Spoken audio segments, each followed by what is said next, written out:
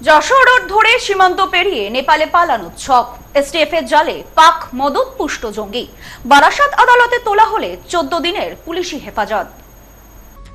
Jessore road ধরে সীমান্ত পেরিয়ে নেপালে পালানোর ছক, এসটিএফ এর অভিযান, জালে পাক মদত পুষ্ট জঙ্গি।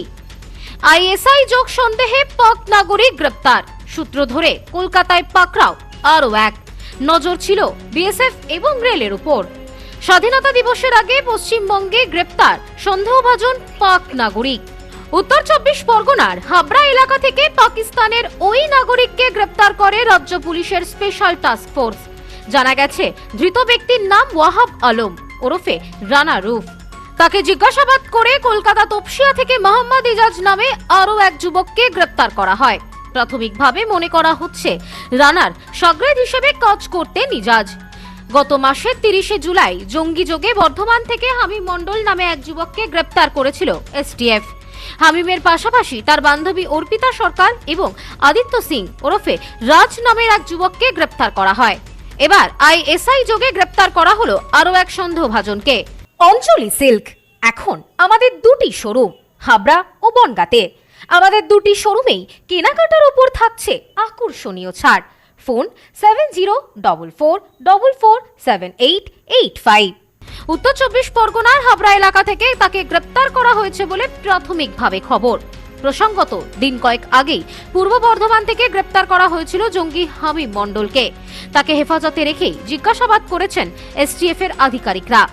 আর এই দুই ধৃতকে আজ বারাসাত আদালতে তোলা হলে বারাসাত আদালত দুজনেরই 14 দিনের এসটিএফ হেফাজতের নির্দেশ দেন। জানা গেছে ধৃত পাকিস্তানের ফয়লাবাদের বাসিন্দা। রানা 2012 সালে ভারতে এসেছিল। নেপাল হয়ে বেআইনিভাবে ভারতে প্রবেশ করে বলে তদন্তকারীদের অনুমান। নেপালে বেশ কিছুদিন ছিল, পরে ভারতে ঢুকে বাংলাদেশে থাকা শুরু করে।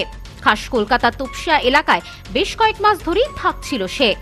পাকিস্তানের এই যুবক বাংলায় থাকার জন্য এদেশের নকল আধার এবং ভোটার কার্ড তৈরি করেছিল। কলকাতারই এক ব্যক্তি তাকে এই নকল আধার এবং ভোটার কার্ড তৈরি করে দেয়। তাকেও গ্রেপ্তার করেছেন তদন্তকারীরা। জানা গেছে রানা ছুতোর মিস্ত্রির কাজ করত এলাকায়। নকল পরিচয়পত্রে পাওয়া এই নামও আসল নয় বলে প্রাথমিক অনুমান তদন্তকারীদের। কিন্তু কলকাতায় ঘাঁটি তৈরি করার আসল উদ্দেশ্য কি ছিল তার? গুপ্তচর বৃত্তি করে তথ্য পাঠানোই ছিল ধৃতের কাজ। এখন অবধি কি কি তথ্য সে জোগাড় করে বাইরে পাঠিয়েছে সেই সব খতিয়ে দেখা হচ্ছে। প্রাথমিক অনুমান ভারতীয় রেল ও সেনার বিভিন্ন গতিবিধির ওপর নজর রাখছিল এই সন্দেহভাজন। ধৃত যুবক স্বাধীনতা দিবসের আগে সীমান্তবর্তী শহরে কি করতে এসেছিল? তাহলে কি হামিম গ্রেপ্তারির পরে বাংলাদেশে পালানোর ছক কষছিল সে? এই সব তথ্য পাওয়ার চেষ্টা করছে এসটিএফ। এই বিষয়ে বারাসাত আদালতে সরকারি আইনজীবী প্রসেনজিৎ রানা বলেন, পাকিস্তানি জঙ্গিকে হাবড়া চোংদা মোড় থেকে ধরা হয়। দুই জঙ্গি কলকাতার বিভিন্ন অঞ্চলে থাকত। 15 আগস্টের সামনে রেখে কোনো নাশকতার ছক করেছিল কিনা তা মনে করা হচ্ছে। ইতিমধ্যেই দুই জঙ্গিকে আদালতে 14 দিনের এসটিএফ হেফাজতের নির্দেশ দিয়েছে। পরবর্তী শুনানি 26 তারিখ বলে জানান তিনি। এই বিষয়ে তিনি আরো বলেন, দুই জঙ্গিকে ধরা হয়েছে, পাশাপাশি এর সঙ্গে আর কারা কারা জড়িত আছে তা জানতেই ইতিমধ্যেই ঘটনার তদন্ত শুরু হয়েছে। পাকিস্তানি টেরোরিস্ট যারা দীর্ঘদিন ধরে ভারতের বুকে প্রবেশ করে কলকাতায় ঘাপটি মেরেছিলেন এবং ওরা এই 12 তারিখে কলকাতায় এবং তার আশেপাশে দক্ষিণেশ্বর বিভিন্ন সময় বিভিন্ন জায়গায় ছিল এবং বিভিন্ন ছত্রছায়ায় এরা ছিল। আজকে এরা যশোর রোড ব্যবহার করে বাংলাদেশ বর্ডার বেনাপোল থেকে বাংলাদেশে প্রবেশ করার এবং কাঠমান্ডুতে যাওয়ার এদের একটা উদ্দেশ্য ছিল।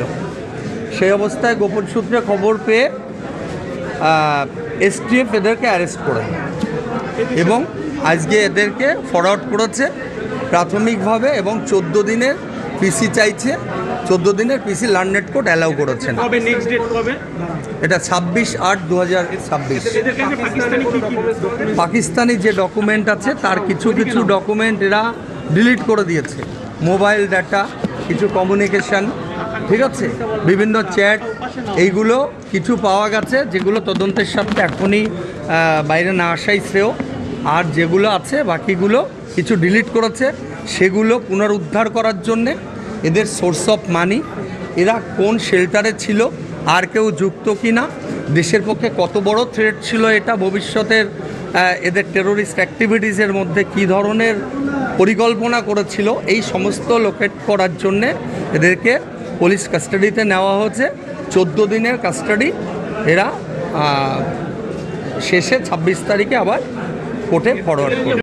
Bureau report, news no man's land, Barasat. গ্রহরত্ন কথা বলে, সঠিক রত্ন চিনে নিতে হয়। খাঁটি গ্রহরত্ন পেতে আজই আসুন নিউ এমডি জেমসে। আমাদের এখানে পাবেন রুবি, নীলা, পান্না, ক্যাটসাই, হিরে, মুক্ত, পোখরাজ, গোমেদ সহ সমস্ত রত্ন। এছাড়াও মুক্ত ও ক্রিস্টালের হার, ব্রেসলেট, ডায়মন্ডের নোজপিন আমাদের কাছেই সব থেকে কম দামে পাবেন। পাবেন বিভিন্ন ধরনের রুদ্রাক্ষ। New MD gems, Bichulihata, Bongaon. Mobile number 8967237446।